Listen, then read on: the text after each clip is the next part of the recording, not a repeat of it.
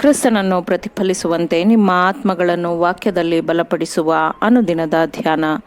ಇಂದಿನ ಧ್ಯಾನದ ಶಿರೋನಾಮೆ, ನಿಜವಾಗಲೂ ಪರಿಶುದ್ಧರಾದವರು ತಮ್ಮ ಅನರ್ಹತೆಯನ್ನು ಅರಿತುಕೊಳ್ಳುತ್ತಾರೆ.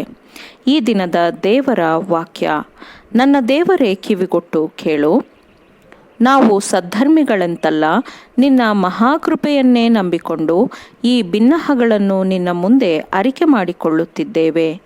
ದಾನಿಯೇಲನು 9ನೇ ಅಧ್ಯಾಯ 18ನೇ ವಚನ.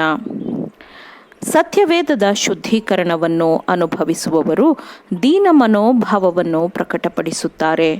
ಮೋಶೆಯ ಹಾಗೆ ಅವರು ಪರಿಶುದ್ಧತೆಯ ಅತ್ಯುನ್ನತವಾದ ಮಹಿಮೆಯ ದೃಷ್ಟಿಕೋನವನ್ನು ಸರಿಯಾಗಿ ಗ್ರಹಿಸಿಕೊಂಡಿರುತ್ತಾರೆ ಮತ್ತು ಅನಂತನಾದವನ ಶುದ್ಧತೆ ಮತ್ತು ಉನ್ನತವಾದವನ ಪರಿಪೂರ್ಣತೆಗೆ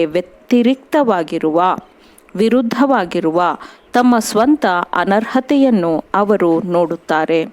ಪ್ರವಾದಿಯಾದ ದಾನಿಯೇಲನು ನಿಜವಾದ ಶುದ್ಧೀಕರಣದ ಮಾದರಿಯಾಗಿದ್ದನು. ಅವನ ದೀರ್ಘಾಯುಷ್ಯದ ಕಾಲವೆಲ್ಲವೂ ಅವನ ಜೀವಮಾನವು ತನ್ನ ಯಜಮಾನನ ಸೇವೆಗೆ ಮಾತ್ರ ಮುಡಿಪಾಗಿತ್ತು. ಅವನು ಪರಲೋಕಕ್ಕೆ ಅತಿ ಪ್ರಿಯನಾದ ಮನುಷ್ಯನಾಗಿದ್ದನು.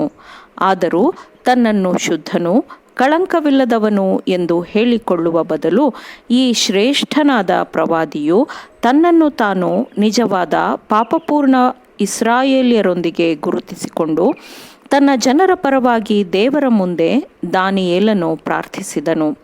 ಅದು ಏನೆಂದರೆ, ನನ್ನ ದೇವರೇ ಕಿವಿಗೊಟ್ಟು ಕೇಳು, ನಾವು ಸದ್ಧರ್ಮಿಗಳಂತಲ್ಲ, ನಿನ್ನ ಮಹಾಕೃಪೆಯನ್ನೇ ನಂಬಿಕೊಂಡು ಈ ಬಿನ್ನಹಗಳನ್ನು ನಿನ್ನ ಮುಂದೆ ಅರಿಕೆ ಮಾಡುತ್ತಿದ್ದೇವೆ. ಈಗ ಚಿತ್ತೈಸು, ನಾವು ಪಾಪ ಮಾಡಿ ಕೆಟ್ಟವರಾಗಿ ನಡೆದಿದ್ದೇವೆ ಎಂದು ದಾನಿಯೇಲನು ಪ್ರಾರ್ಥಿಸಿದನೆಂದು ವಾಕ್ಯವು ಹೇಳುತ್ತದೆ. ಯೆಹೋವನು ಬಿರುಗಾಳಿಯೊಳಗಿಂದ ಮಾತನಾಡುವುದನ್ನು ಯೋಬನು ಕೇಳಿಸಿಕೊಂಡಾಗ, ನಾನು ಆಡಿದ್ದನ್ನು ತಿರಸ್ಕರಿಸಿ ಧೂಳಿಯಲ್ಲಿಯೂ ಬೂದಿಯಲ್ಲಿಯೂ ಕುಳಿತು ಪಶ್ಚಾತ್ತಾಪ ಪಡುತ್ತೇನೆ ಎಂದು ಯೋಬನು ತನ್ನನ್ನು ತಗ್ಗಿಸಿಕೊಳ್ಳುತ್ತಾನೆ. ಯೆಶಾಯನು ಯೆಹೋವನ ಮಹಿಮೆಯನ್ನು ನೋಡಿದಾಗ ಮತ್ತು ಸೇನಾಧೀಶ್ವರನಾದ ಯೆಹೋವನು ಪರಿಶುದ್ಧನು, ಪರಿಶುದ್ಧನು, ಪರಿಶುದ್ಧನು ಎಂದು ಸೆರಾಫಿಯರು ಕೂಗಿ ಹೇಳುವಾಗ, ಅಯ್ಯೋ, ನನ್ನ ಗತಿಯನ್ನು ಏನು ಹೇಳಲಿ, ನಾಶವಾದೆನಲ್ಲ, ನಾನು ಹೊಲಸು ತುಟಿಯವನು ಎಂದು ಯೆಶಾಯನು ಕೂಗಿಕೊಂಡನು. ಪೌಲನು 3ನೇ ಪರಲೋಕಕ್ಕೆ ಒಯ್ಯಲ್ಪಟ್ಟು ಮನುಷ್ಯರಿಂದ ಉಚ್ಚರಿಸಲು ಸಾಧ್ಯವಾಗದ ವಿಷಯಗಳನ್ನು ಕೇಳಿಸಿಕೊಂಡ ನಂತರ ತಾನು ದೇವಜನರೊಳಗೆ ಅತ್ಯಲ್ಪನು ಎಂದು ತನ್ನ ಬಗ್ಗೆ ತಾನೇ ಹೇಳಿಕೊಳ್ಳುತ್ತಾನೆ ಮತ್ತು ನನ್ನ ನಿರ್ಬಲಾವಸ್ಥೆಗಳಲ್ಲಿಯೇ ಹೊರತು ಬೇರೆ ಹೆಚ್ಚಳ ಪಡುವುದಿಲ್ಲ ಎಂದು ಅವನು ತನ್ನ ಬಗ್ಗೆ ಹೇಳಿಕೊಳ್ಳುತ್ತಾನೆ. ಕಲ್ವಾರಿಯ ಶಿಲುಬೆಯ ನೆರಳಿನಲ್ಲಿ ನಡೆಯುವವರಿಗೆ ಪಾಪದಿಂದ ಸ್ವತಂತ್ರ ಸಿಗಲು ತಾವು ಯಾವುದೇ ಸ್ವಾರ್ಥ ಉನ್ನತಿ ಅಥವಾ ಯಾವುದೇ ಹೊಗಳಿಕೆಯನ್ನು ಮಾಡಿಕೊಳ್ಳಲು ಅವರಿಗೆ ಸಾಧ್ಯವಾಗುವುದಿಲ್ಲ. ದೇವರ ಮಗನ ಹೃದಯವು ಜಜ್ಜಲ್ಪಟ್ಟ ಯಾತನೆಗೆ ಕಾರಣವಾದದ್ದು ತಮ್ಮ ಪಾಪಗಳು ಎಂದು ಅವರು ಭಾವಿಸುತ್ತಾರೆ. ಈ ಆಲೋಚನೆಯು ಅವರ ಹೀನ ಸ್ಥಿತಿಯನ್ನು ಅವರಿಗೆ ತೋರಿಸಿಕೊಡುತ್ತದೆ. ಯೇಸುವಿನ ಹತ್ತಿರದಲ್ಲಿ ವಾಸಿಸುವವರು ಮಾನವತ್ವದ ದೌರ್ಬಲ್ಯ ಮತ್ತು ಪಾಪಪೂರ್ಣತೆಯನ್ನು ಸ್ಪಷ್ಟವಾಗಿ ಗ್ರಹಿಸಿಕೊಳ್ಳುತ್ತಾರೆ ಮತ್ತು ಶಿಲುಬೆಗೇರಿದ ಪುನರುತ್ಥಾನಗೊಂಡ ರಕ್ಷಕನ ಅರ್ಹತೆಗಳ ಮೇಲೆ ಮಾತ್ರ ಅವರ ಭರವಸೆಯು ನೆಲೆಸಿರುತ್ತದೆ.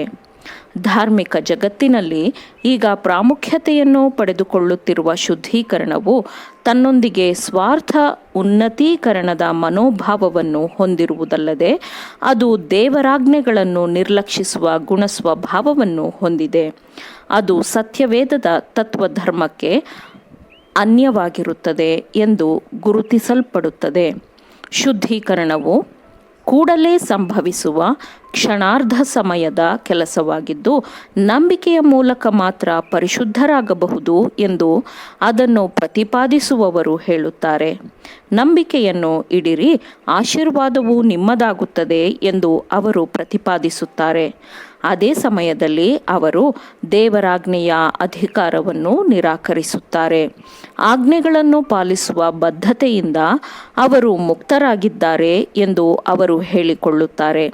ಆದರೆ ದೇವರ ಗುಣಸ್ವಭಾವ ಮತ್ತು ಆತನ ಇಚ್ಛೆಯ ಅಭಿವ್ಯಕ್ತಿಯಾಗಿರುವ ಮತ್ತು ಆತನಿಗೆ ಯಾವುದು ಮೆಚ್ಚುಗೆಯಾಗಿರುತ್ತದೋ ಅದನ್ನು ತೋರಿಸುವ ತತ್ವಗಳೊಂದಿಗೆ ಸಾಮರಸ್ಯಕ್ಕೆ ಬಾರದೆ ದೇವರ ಚಿತ್ತ ಮತ್ತು ದೇವರ ಗುಣಸ್ವಭಾವಕ್ಕೆ ಅನುಗುಣವಾಗಿ ಮನುಷ್ಯರು ಪರಿಶುದ್ಧರಾಗಲು ಸಾಧ್ಯವೇ? ಆಮೇನ್. ದೇವರ ವಾಕ್ಯಗಳನ್ನು ಶ್ರದ್ಧೆಯಿಂದ ಆಲಿಸುವವರು ಮಾತ್ರವೇ ಆಗಿರದೆ ಪಾಲಿಸುವವರೂ ಆಗಬೇಕೆಂದು ನಿಮ್ಮನ್ನು ಉತ್ತೇಜಿಸುತ್ತೇನೆ. ಪರಿಶುದ್ಧಾತ್ಮನ ಸಹಾಯದಿಂದ ಆಲಿಸಿದ ನಿಮ್ಮೆಲ್ಲರಿಗೂ ಧನ್ಯವಾದಗಳು. ಮತ್ತೆ ದೈನಂದಿನ ಧ್ಯಾನಕ್ಕಾಗಿ ನಾಳೆ ಸಂಧಿಸೋಣ. ಆಮೇನ್.